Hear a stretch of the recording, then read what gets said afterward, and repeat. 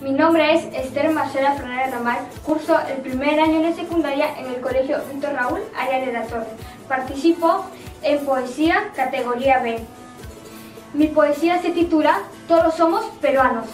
La finalidad es presentar el orgullo por nuestra patria, por lo que somos y hemos logrado a lo largo de toda nuestra historia. Hago un llamado a nuestra valoración de nuestras costumbres y riquezas, siempre cuidando el medio ambiente que nos rodea, para dejar un regalo a las futuras generaciones de nuestro querido Perú, porque todos somos peruanos de carácter solidario, todos somos ciudadanos del Bicentenario. Gracias.